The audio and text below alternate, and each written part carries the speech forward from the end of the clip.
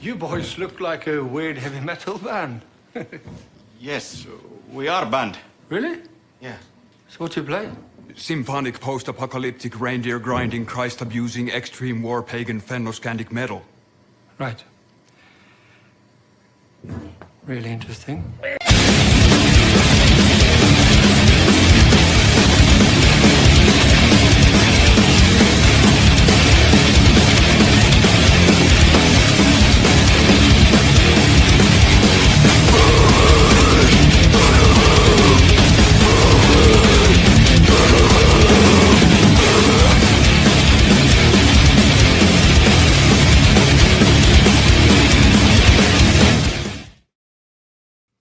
What's up, everyone? Yes. DJ Anubis. And DJ Neko. Dude, Here that's with such a you on sick About Time Radio intro. Podcast. I love it. Thank you. We are here with actor, director, writer Deryk Ronk. And so, after that technical difficulty, here with actor Deryk Ronk, who is starring a new film called 267. Thank you for being here. This was actually my second interview with you. You were way back when I first started doing one interviews. of your first interviews. Yeah. Oh, really? That's awesome. I'm trying to think. Was that the one where I kind of did the choose your own adventure? That was when we were talking to Deryk Flicks, snacks, and knickknacks. We got the shirt. And the drink. Oh my gosh, you guys are awesome. These are my these are my best friends. Wait, These are my best friends, guys. On the back, there's a little. Can you see it? A little picture. Oh, tiny Deryk.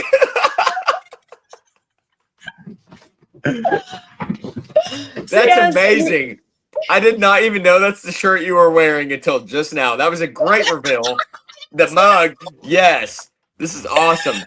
Yeah, I used to have a YouTube channel, and that's how I met you guys. And we became friends, some of my best friends on the internet, and I can't wait to meet you in person. This is awesome. I can't wait to do this interview. This is amazing. I'm so excited. So before we get into that, I am going to go ahead and play the trailer for 267. This is the Oh, final yeah. one. Let's go. So we're going to check that out. So we'll be right back. Here is 267. Is there something you would like to share with the rest of the group? Everyone's not meant to be in your life, no matter how much it hurts.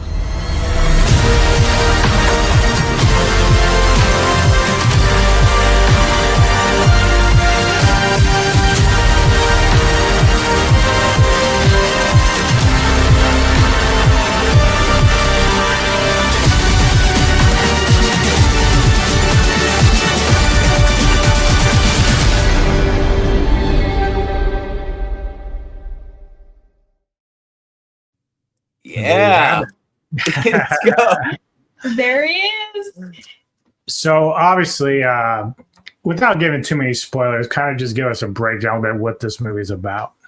Okay, yeah, of course. So, oh God, this movie's about so many things. So it's actually a sequel to a movie that's called Rancor, which is a low budget movie, even a slightly lower budget than this movie is. So I think this movie had like a $30,000 budget or, something like, which sounds like a lot of money, but when you're making a quality movie, that's not very much money. I just made a movie for $2,000 and I realized this looks like I shot it, on a razor. So it's not very much money to make a movie with. And Rancor was shot with like $10,000. And I remember I watched it because the director sent it to me. He did the directing, the writing, the sound. He even plays like the sound you hear with the violin. He plays the violin. Oh, He very does cool. all of it. Everything. He does like I said, directing, editing, sound, lighting. He was the only crew member on set every time I was on set. He's a genius filmmaker. He's going to be famous someday. So he's right now he makes wedding videos. But that's kind of how he learned how to do his cinematography. But anyways, sorry, long story short, this is a sequel to Rancor, and basically it's about a corrupt pharmaceutical company whose taking advantage of people who have troubled pasts like PTSD, postmortem, anything that they can like grab onto that they're seeking help for, that they want to forget their past. This company, this pharmaceutical company named Heimer, is taking these customers and helping them forget their pasts, uh, basically by like brainwashing. And so you see a couple different people on their journey of, they forgot their past, they're trying to bring it back together, they end up back together, realize they're siblings, and start a journey to bring down this company. And it's really kind of believable in this climate, in this world, like especially like when we know that there were like super secret experiments back in the day, and probably still now with LSD, and I mean they just released all that recently, and Absolutely. it's completely plausible that there could be a pharmaceutical company out there doing this. And it also kind of like plays on people's like deepest fears, because you're working with someone's like heartache. Yeah, you've got to consider things like, the film that came out, I don't even know what year the original came out, but the Manchurian Candidate. Mhm. You got to think about even things that have happened recently, like COVID. You got to wonder, like, who's for you, who's against you, why are things happening? It just wants you to question. It's not a film that's super political. It doesn't lean one way or the other. Like, you have no idea which way the people that made this film lean. It's not political at all. It just focuses on the fact that we're all citizens in an area, and we have to focus on what is right for us, and we start to see things come in from both sides that kind of contradict our well-being. And so it's a film that, some people aren't going to like. There are some negative reviews on IMDb right now, and that's fine. That's totally fine. But it makes you wonder if it's because they think it leans one way or the other, because this film does not do that. It doesn't go left, right. It doesn't, it stays center. It focuses on the fact that we are all lied to, and it makes Yeah. you think, like, what would you do in this situation? And that's why when I read the script, I was like, I want to be a part of this film. I actually auditioned for the role of Dr. Shaw, which the wonderful Rachel Pastivius got. She is amazing. She's actually trending right now, like on Google. She is landing role after role, and she's such a professional, and she was so easy to work with. She's the one, I talk to. She's the one that gives me like the assignment, in the movie. Yeah. And she is so wonderful. No, but she's amazing. She's such a wonderful person. And she I just know that lives was this just a character. I was Yeah, like, but she lives this like Dr. super. Shaw, she is. She's awful. Well, I I hate liked- her. Yeah. I like because you play a character named Raine, who's Yes. basically a hitman Yeah, you for were hire. perfect, actually. Oh no. I was just hired as the comedic relief. Like, they needed somebody that could like. Well, what's funny is like at first when you were sitting there and you're getting the job, and I'm thinking, man, he's dressed for the part, he's ready to go, and I'm thinking you're going to be like this cold, like very dangerous dude. But the way that your persona comes out at first is very aloof and goofy. But at first I thought, well, this will be interesting. How's this going to play out? But then as the character went on, which is great, because this is the one thing I appreciate about his name's Jesse Frank, right? The director. Yes, Jesse Frank, the best. What I appreciate what he did was this is a full 2-hour movie. He didn't cut any corners. So you're able to flesh out your characters throughout the entire film. And that includes your character. So as your character goes on, I'm like, okay, well, this guy is a hitman, but he's also, this is just his persona. This is what he is. And so he takes his job seriously, but he's also kind of a nice guy in a lot of ways. So it's like, that's a hard line, right? I'm going to boil down my title as Hitman, Yeah. remember? Yeah. I don't like labels. I like labels. But again, like it's funny that people would say that this movie, might lean one way or the other. But to me, like your fight scene with Brock is amazing. Like Oh, thank really you. good. you guys really had a lot of chemistry, and like it was a believable fight. Which, I can sit there and watch some of these martial arts movies, and you can sit there and say, "Well, this might be a little bit over the top, or this or that." But your fight scenes look legit. Yeah, it looks like two dudes brawling. Yeah, Thank you. That really does mean a lot because Brock and I both have backgrounds in BJJ and judo. Him more so than me. He could kick my ass. Like I'm not gonna lie, dude's like half a foot shorter than me. No offense, Rudon. But he could, dude. But he could kick my ass. And so we wanted to make a scene where we both knew going in that we had stunt, experience. We both knew we were gonna sell out for the bit. Like I was like, I even told him and he told me, like, if you accidentally or on purpose hit me, keep the scene going. We can make it look real. Luckily, none of that happened. We did not actually hit each other, but like the it scene, looked like where we he did. That's That how kick- great it That was. kick? Yeah. But thank you. Oh, the kick was so, dude. That was okay. I've got a story about the kick.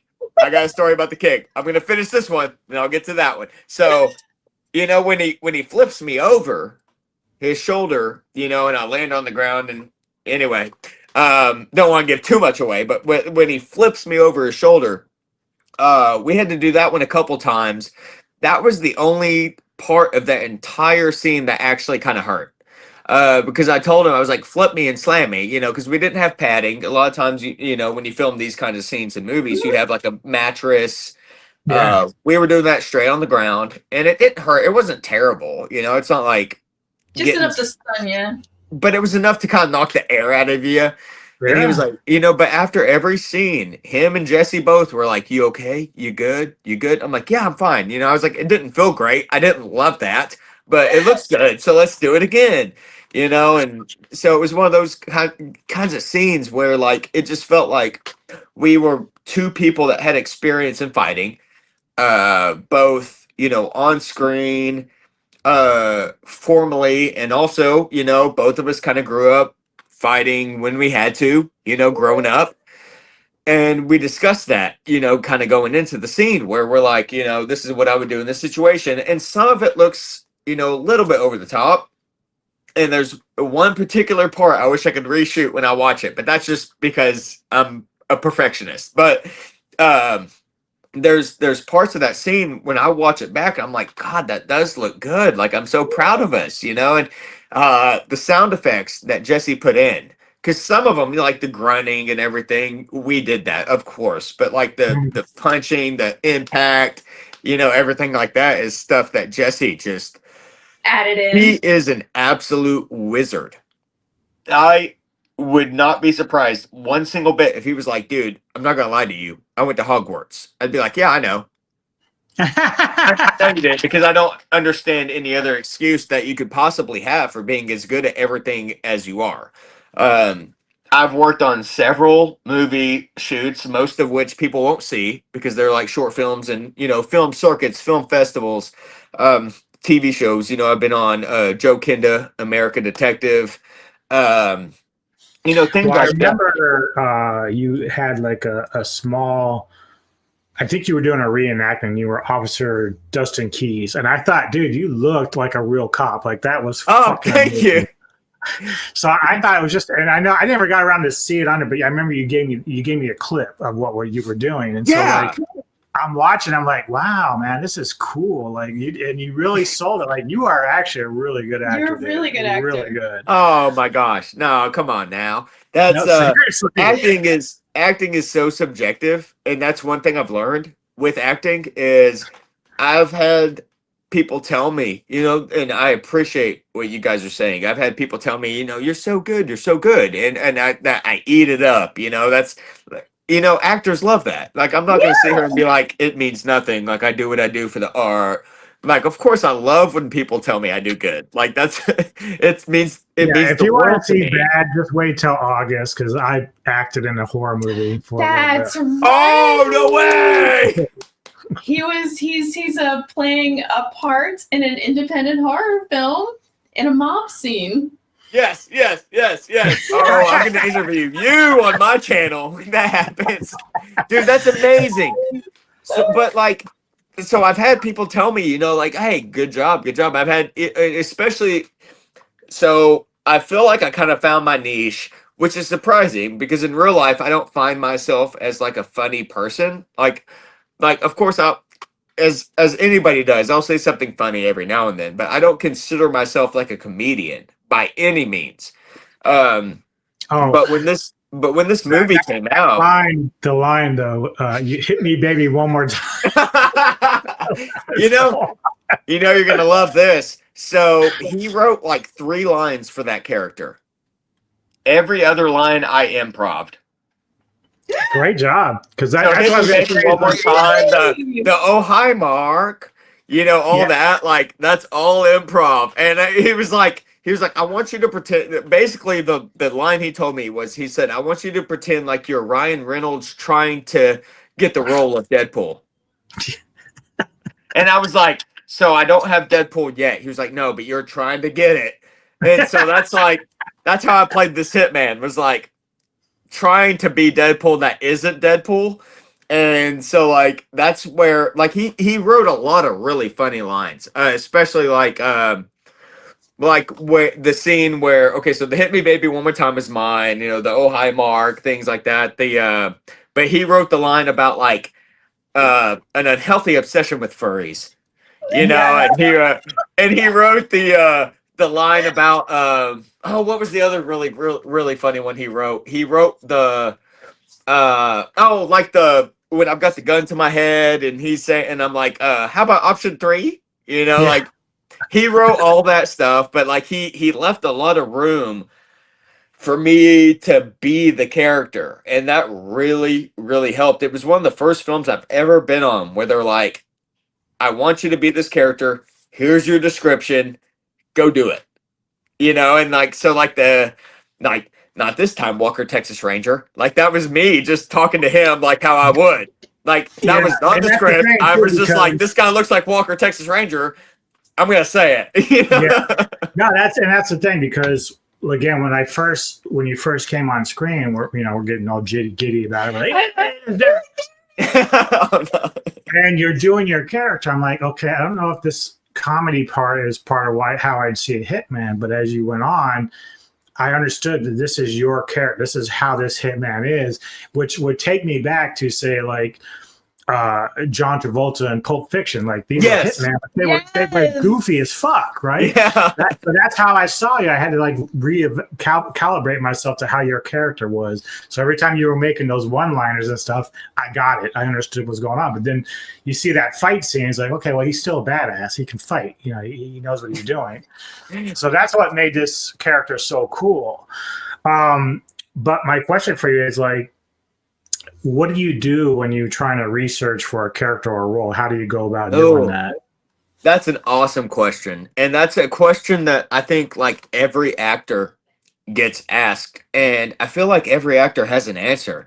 And it's, for me, that's always been a hard thing to answer. So I think there's the base. So there's layers to that question. So the base layer to that question is I practice the Meisner technique, which is not method. So like there's, everyone's heard of method, right? Heath Ledger did method for the Joker, where you become the character. And I've never really done that. I've tried a couple times and failed. I just don't think that works for me. So I've never done method, but I've done Meisner, which is you can be yourself. I can be Deryk, right? And then when they say action, I change. So what Meisner is you change into character when they say action, and you basically use your own life experiences to fill certain ways. So like my character in this movie was easy, right? I'm the comedic relief. So basically he told me be the comedic relief, and there were times like you said where like I'm this hitman and I'm like kind of over the top, and doesn't really match the vibe of the movie. And there were several scenes we shot where I was like, is this like too silly? Like, am I being too silly? And he was like, no, this is awesome. And he saw the greater vision, of Mhm. course, because that's his job. But for me, I was like, am I going like too over the top? Like, he's letting me improv like some weird stuff, dude. Like, and he's like, great, great. I'm like, dude, was it great though? Because it didn't feel great. But I was just trying to be funny, I was just, Well, yeah, he did a good job because I was going to kind of there's just other trio of people that get involved, and of course, this lady is one of them. Oh, Tara. Yeah. So You want to know something funny about Tara is in the movie, she's like a cake baker and assassin. In real life, she's a cake baker. Her real job is a baker. And maybe she is without one of the coolest people. Dude, Tara is sorry, I'm just scrolling notifications. I'll get out of here. Tara is so cool. She is a beautiful, smart, talented woman. And when she acted in that movie, I was like, oh, she's a baker. Like, I don't know what, to really expect. She does have an agent. Don't get me wrong. She's like an agented actress. But I knew nothing about her going into this movie. And I actually think, so, sorry, going to rewind just a little bit. But, so like I was saying earlier, I auditioned for Dr. Shaw, right? They loved my audition, but they did not feel it matched Dr. Shaw's energy. They were like, that's not really, we're looking for someone a little bit maybe more seasoned somebody in this we area. Hate.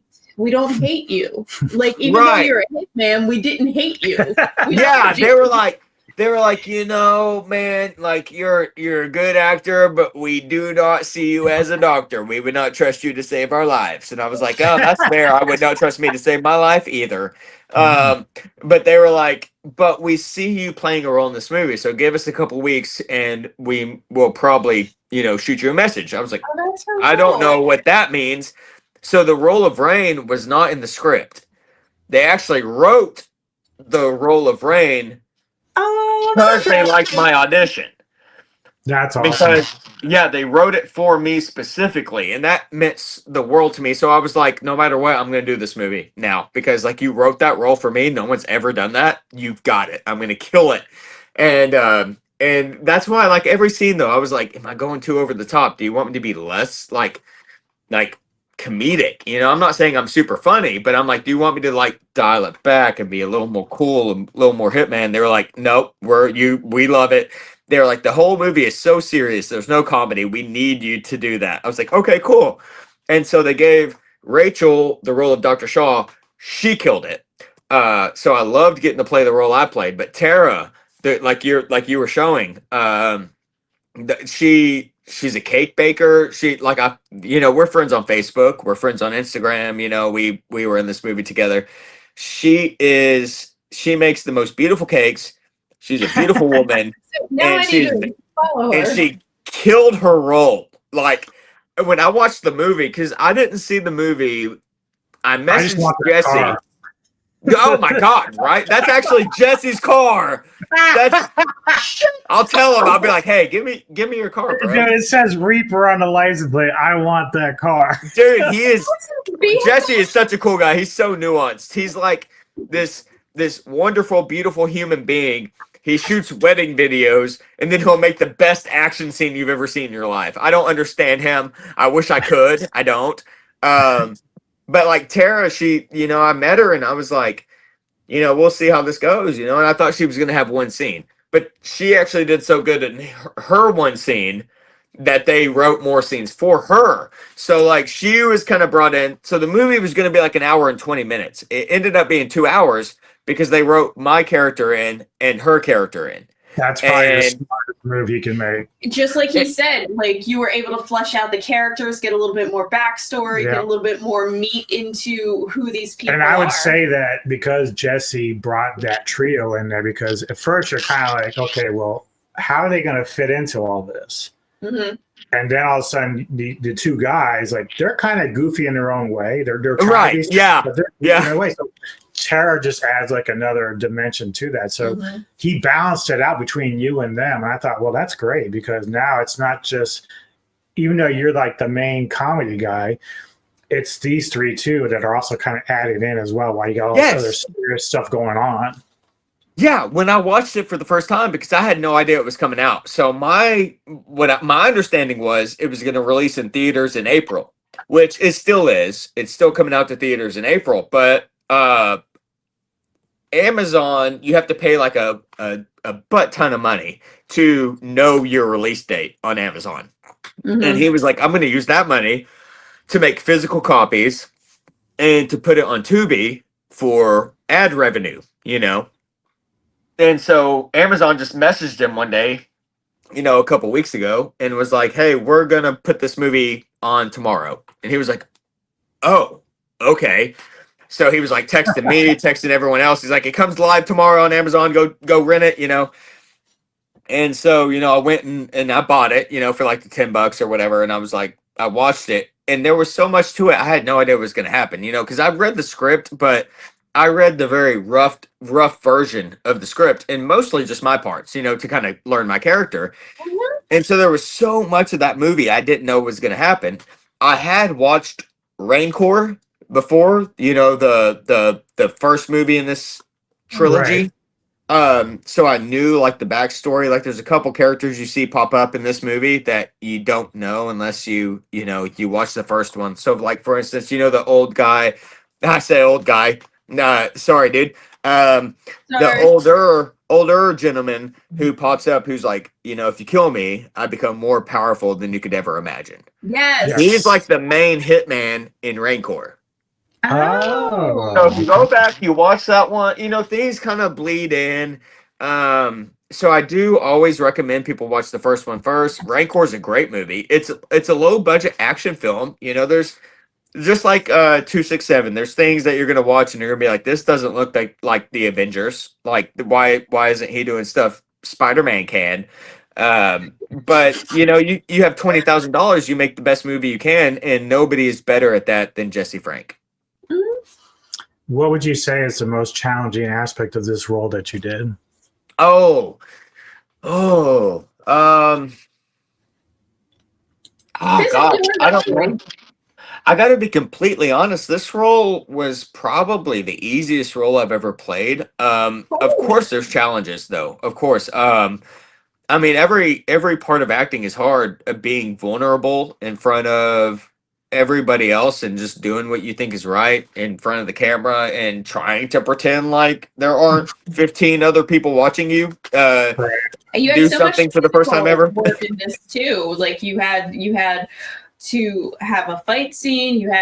You were bound, like you were physically bound, and you had the duct tape on your mouth, and then they taped you to the. Like you had like a lot of physical work that you had to deal with during this movie. It was probably the most physical movie I've been in. I would say, as far as acting goes, as far as like me feeling like I'm that character, like I'm making this believable, it was probably the easiest. I would contribute that to Jesse, his writing, his directing. Also, the people I worked with, Mallory, Ivy as Aaron, Rudon Brandon as Brock, Rachel as Dr. Shaw, Franny Titus. I mean, there was a lot of people on this set that when I read the script, I was like, oh, that's a good script. But I've read a lot of good scripts, right? There's a lot of good writers out there. There's not many people who can make good writing translate into good film. That's the hardest part. You got to have the right equipment. You have to have the right expertise in terms of sound, editing, lighting. There's so much that goes into making a film that I did not realize until I made my first like actual film. So doing this film, I read the script and they were like, hey, we want you to be this character. We wrote this character for you. I was like, okay, cool. And they were like, think like Ryan Reynolds trying to get the role of Deadpool. I was like, okay, so I'm a funny hitman. They're like, yeah. Totally So saw that. I was like, okay, cool. Like I'll do that. You know, I was like, and I told them going into the role, I was like, if you need me to dial it back, let me know. I was like, because I'm not going to dial it back myself. I'm going to go do what I think you want me to do. If you need me to dial it back, tell me. And they never did. But I will say, The first time you ever see me, well, no, the second time you see me on camera in this movie. So the first time is when I talked to Dr. Shaw, right? Mhm. So I'm like, Dr. Shaw, and I talked to her. And the second part is when Wayne sees me walking into the grocery store. They took 2 takes of that. They kept the serious one. There was one where I'm walking in and I'm like struck my stuff. You're like And this skipping. and this lady walks out who was not involved in the movie. We were just Oh, literally no. walking up to a grocery store. She walks out and I do like a Michael Jackson kick and I'm like, hee hee. and she just stared at me for like 5 seconds and I'm like, oh, okay, whatever. And I just walked in. And he was like, I think that was too goofy. I was like, please put it in the movie, but he did not. Can we get the outtakes? I need Oh to my see that. god! I wanted That him to would've put been- it in the movie so bad. He did not. Oh, That's At least not the the movie. credits- Maybe when he Oh, makes a physical copy, it'll be a deleted scene. Hey, Jesse, are- deleted scene. Deleted scene. Okay. Are there going to be physical copies of this that people can purchase, or do we have any info on that yet? So yes, I did hear some info like maybe a couple days ago that the goal is to make some physical copies. He will make some. Whether or not that's available for wide purchase is one thing. I know like you guys will be able to get one. Brandon, I know, asked for one. I'll get one. Like some of my close-knit people will be able to get one because we'll make it happen. But his goal is to do the theatrical release in April, which I'm going to go out That's to right, Alabama yeah. for. And he I gotta- probably wants to wait after the Yeah, theatrical well, release. yeah, but it's more than just like waiting out the release of it. It's not about the audience. It's more so like about so he wants to put it on Tubi. Mm-hmm. And because so he put it on Amazon and he decided to do a no ads version on Amazon. So you rent it, you buy it, whatever, you got Amazon, you can watch it. No ads. Because Amazon ads don't pay the creator. Oh wow! Yeah, so he was like, it's not worth it. I'd rather people be able to watch it, no ads. He was like, but Tubi pays the creator for ads. He was like, so his plan is he released it on Amazon, sent us all like a cast and crew link on YouTube, which I believe I sent you guys. mhm. And then there's going to be there was a cast and crew theatrical release last weekend that I couldn't make because it's way out there, in like Alabama. And Yeah. but they're doing a theatrical release for audiences on April 10th, I think, 9th or 10th in Enterprise, Alabama, which is where the Jesse, that's kind of his area, is like, Mhm. South Central Alabama. I've already asked off work. I'm going to go out there. He's planned like a event where he's going to kind of like advertise it, where like the guy that plays Raine is going to be there. He's going to bring pictures if you want a picture with him, if you want an autograph, Which if Nice. anybody wants my autograph, that's freaking crazy. I'm not famous. It's worth nothing. I paid more for the photo than you could sell it for. So, But you're a but, friend. No. but it's Yeah, still cool. but It you're still makes me Raine. feel good. Like, so we're gonna do that. We're gonna do that event out there in like April. I think I'm gonna go to a showing on April 11th in Enterprise, Alabama, and then after that has kind of ran its like theatrical course out there. He's gonna put it on Tubi, and then he's gonna use the money that the ads on Tubi generate to make physical copies Oh, and, that's cool. posters and memorabilia and things like that. And then Nice. from that point, we'll have those. But I already told him I had like several people that wanted a physical copy, and he was like, "We'll make it happen. Just give me a couple months, type of thing." So We are physical media here. We have so many vinyl, cassettes, DVDs, Blu-rays. Like I can't get away from it. Like I get it that everything is out there and you can always rent it, but I like having Well, again, especially when it's people you know. Like, exactly. I like having that's it how in you my support hand. them and their projects and oh what well, they do. thank you, dude. Yeah. You guys are awesome. I really appreciate what y'all have done for me and my career, and just our friendship and everything has been awesome over the years, and from a professional but also just the personal aspect. But I'm the same way. I love physical media. I actually have binders of like DVDs. I got two binders full of DVDs and a binder full of video games.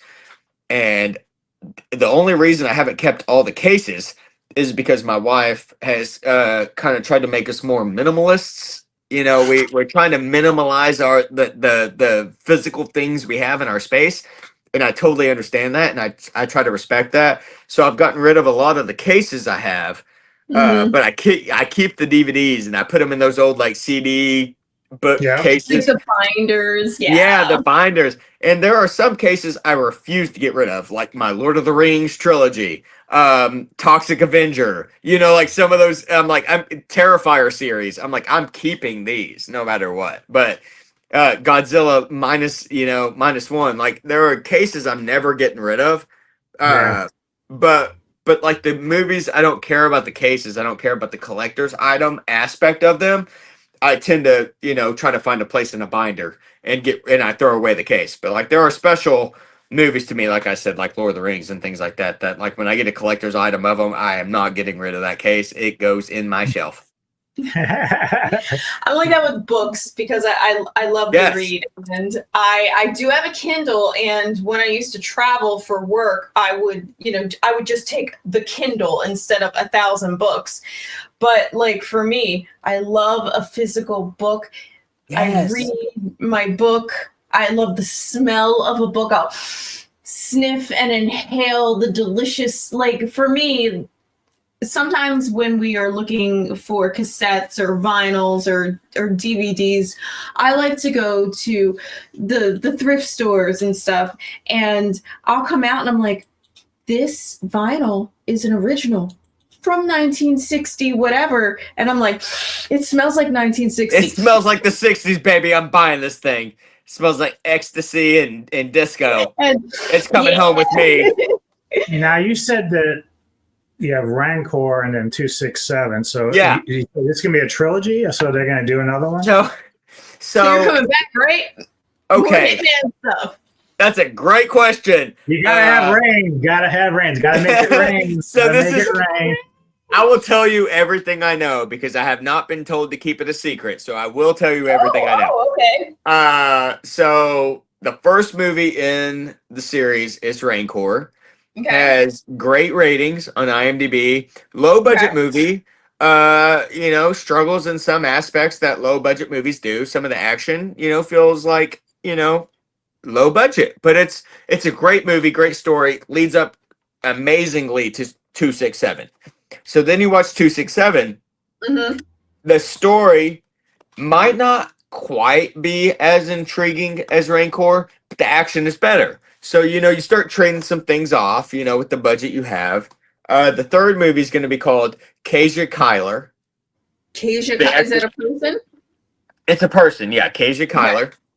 So I've been told it's a prequel, Okay. but I cannot verify that. I don't know 100% sure. But I know it fits into the universe. They're actually doing like a GoFundMe and everything, or a Kickstarter right now to try to get that off the ground. They're about to start filming. I can verify I am not in that film. That's 'cause But he's 25 million. but I can tell you one thing.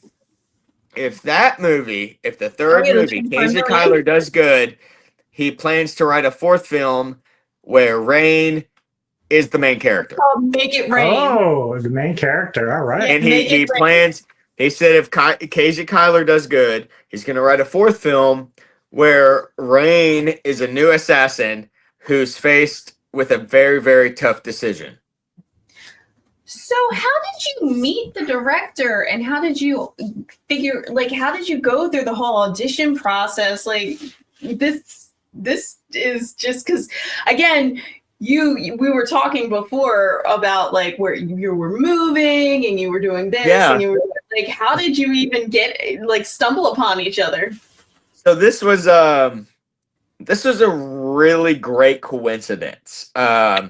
So I had just gotten an agent, my first agent ever. So I was in Oklahoma still. It was before we moved to Atlanta. Okay. So I was still in Oklahoma. Got an agent who was out of Arkansas, named Julia, and she's an amazing human being. And she hosts like local film festivals in Arkansas and Oklahoma all the time, trying to like promote local artists. My first agent ever. And she just so happened to send me uh, this audition for this very, very small character in a movie called 267. And I was like, I have one line. Okay, that's fine. Like, I'll audition. Like, I am nobody. So I auditioned for that line.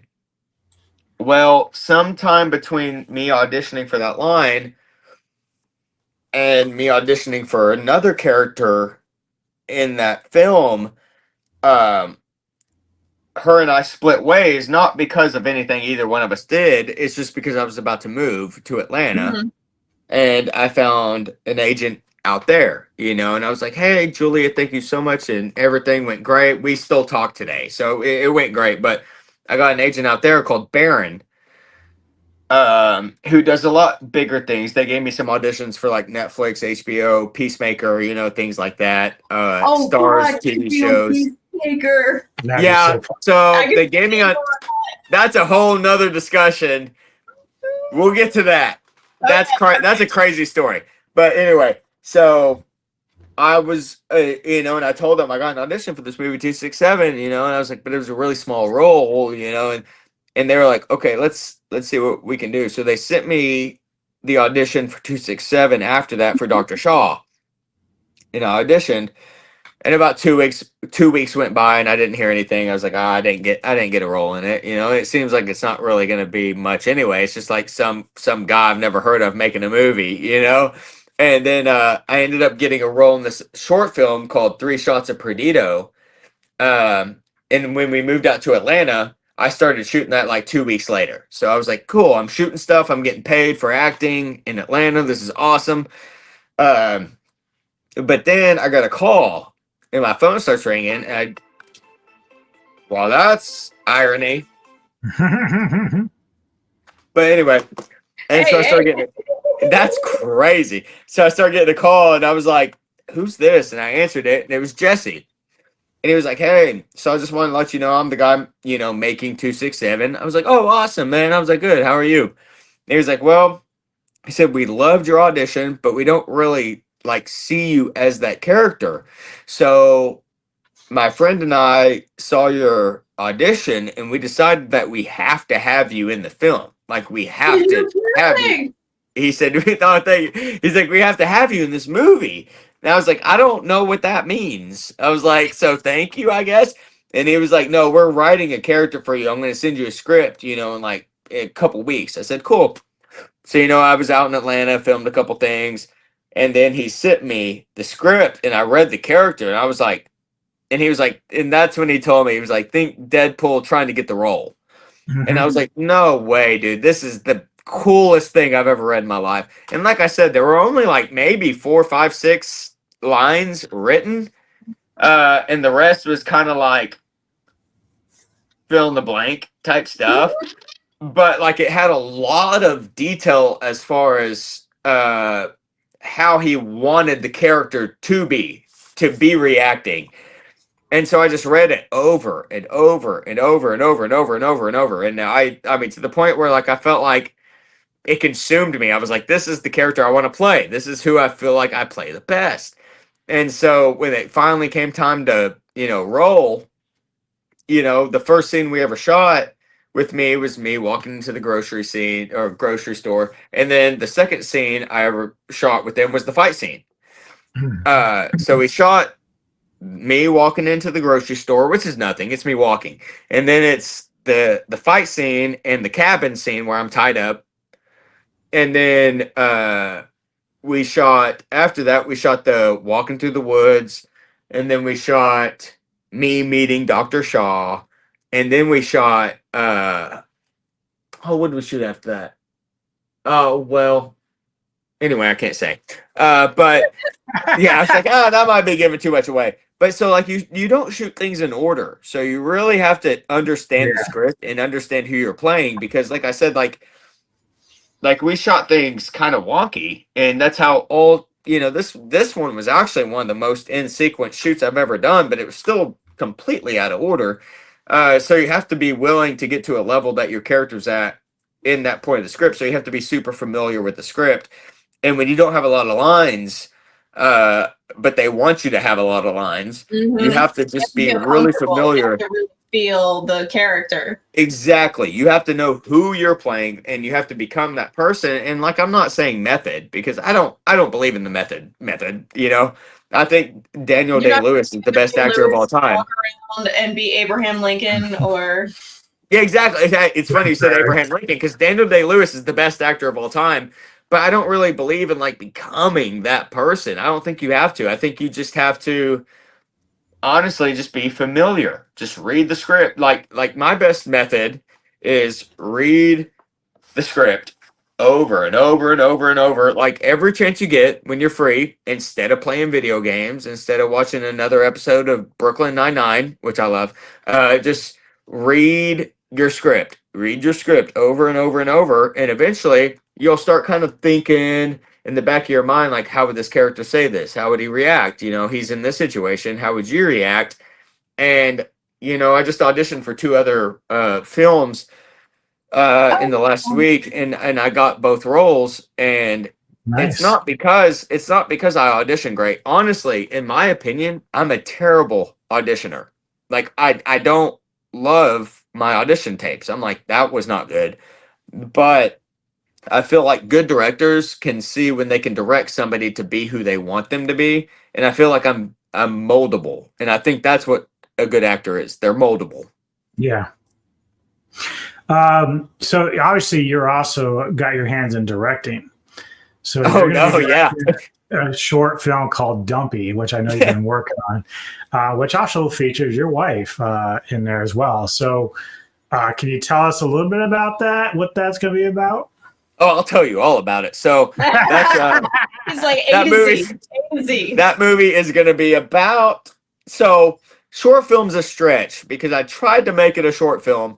It's my first ever attempt at writing and directing a film. I've never done either. I have future plans to do more serious things, but I was like, my favorite kinds of movies are things like Terrifier. Like just stupid, slash 'em, gory, stupid things. On camera. That's and then yeah, they turn and into found something.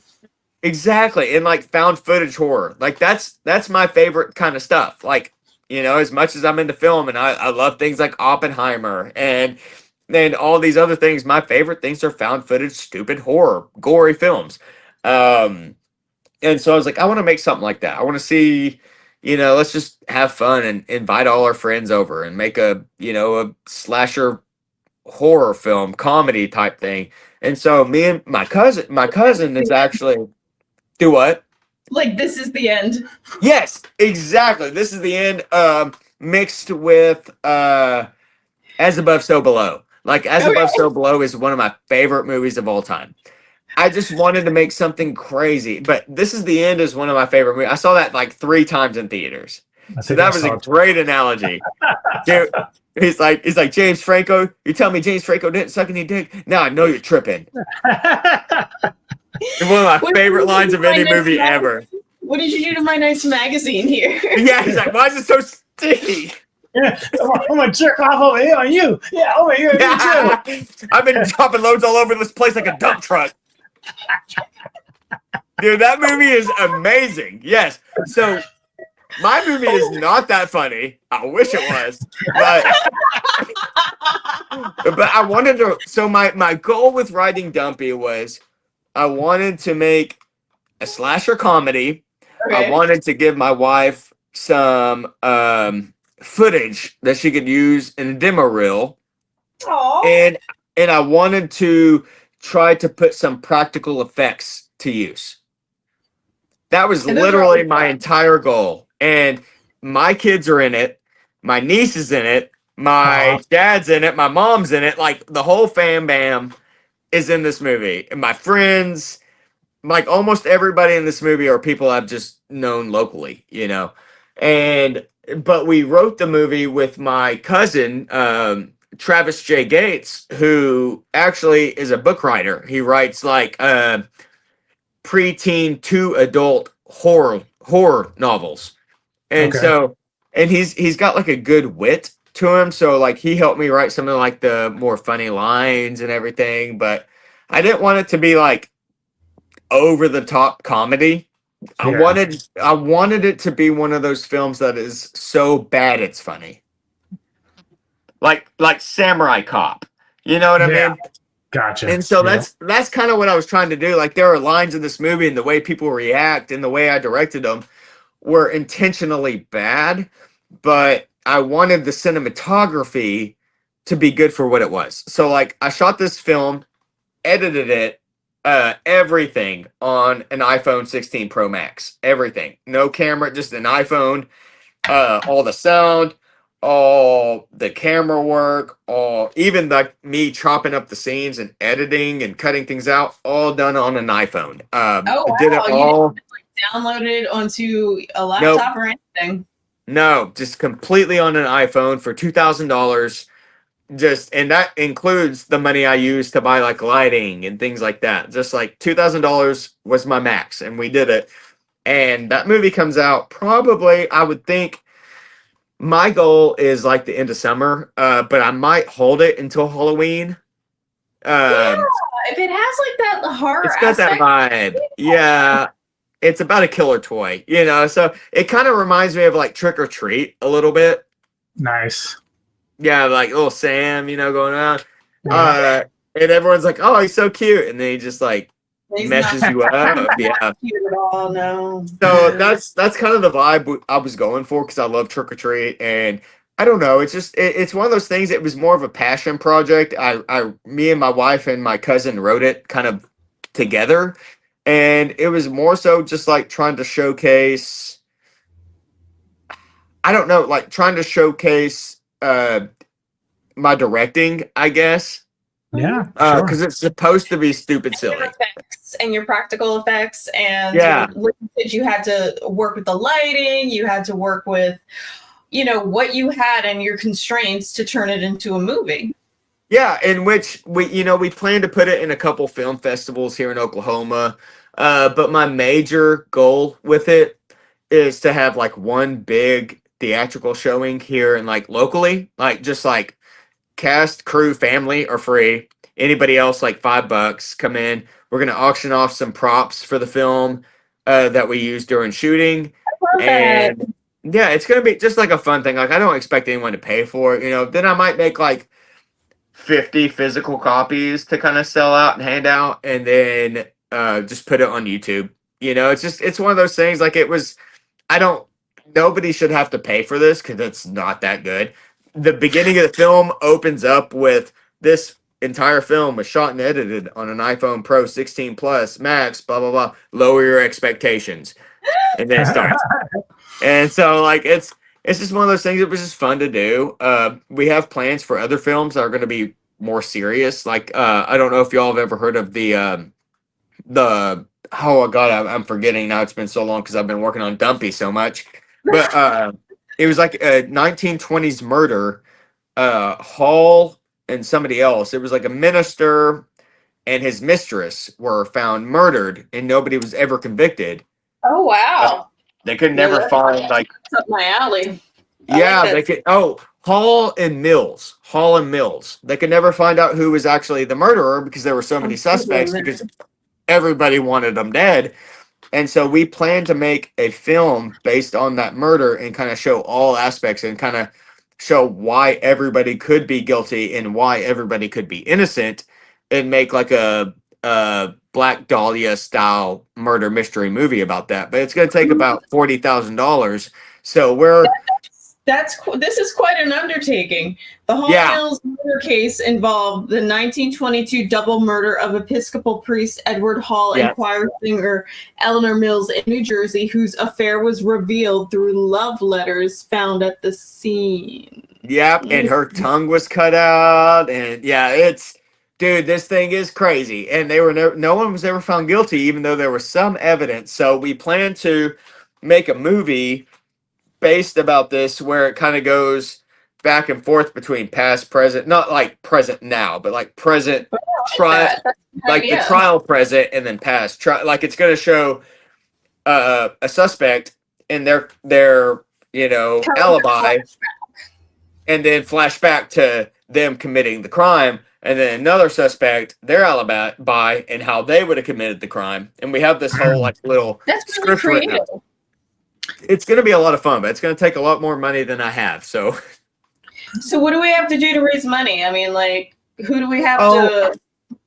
We so far we're gonna. Who do we have to bribe?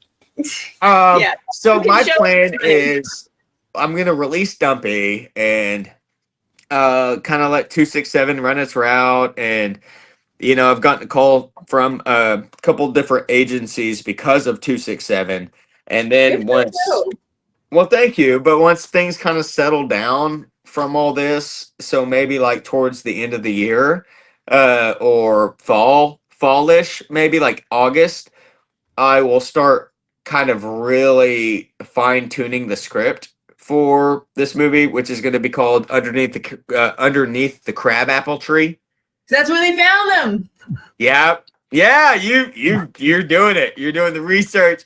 So I'm gonna write this script, which I'm gonna kind of leave loose, like kind of how they did 267 with my character. Like I'm not gonna write a whole lot of dialogue. I'm gonna write like scene direction and kind of let people act it out, because I have a lot of people around me that I know could act it out. There's a lot of talent here in Oklahoma, and just kind of let like things go and film it. But I just need a better camera, better lighting, people to work sound. So that's where the money really comes in, is the crew.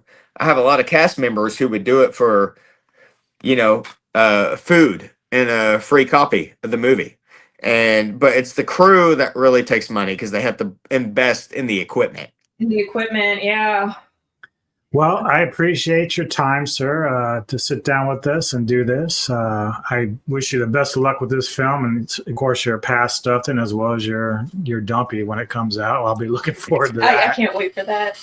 Any final things you'd like to share with us? Oh gosh, I don't know. Y'all ask awesome questions. I appreciate you giving me the time. I miss you guys so much. I can't wait to do another video. Maybe next time we can do one on my channel and just have a good discussion, just like a talk, because I'm kind of wanting to get that going again. But I really appreciate you guys watching 267. I would encourage people to watch it. But I really enjoyed it. It was a good flick. Good. That's awesome. I'm so glad. Watch Rancor first, watch 267. I see in the little corner there's Lost Years. That's a short film I was in that I'm the lead that comes out sometimes. Yeah, Deryk Ronk right up there in the corner. I play two different Deryks in that movie. So yeah, it's super exciting. I really appreciate you guys. I hope to have more good news in the future, but let's definitely get together again and have another discussion. And next time, maybe we can talk about Dumpy when it comes out. Yeah, most definitely. Again, thank you. Hang around. I'm just going to play out the intro, and then everyone, please like and subscribe. Go and check out 267. Flick Snacks and Knickknacks. Yeah. Still Start pushing for him to bring that show back. Also, I have a lot of different shows I do. Vintage Cult Cinema. Maybe I can get Deryk to join me for one of those. Oh. Let's do it. Or a Lone Wolf and Dub. He would do good on Lone Wolf and Dub with you. It's martial arts. But yeah, please check out his film. He's a great dude, a great actor, and a great friend of ours. Thank you so much for taking the time out for us, and we'll see you next time on the Military Radio Podcast.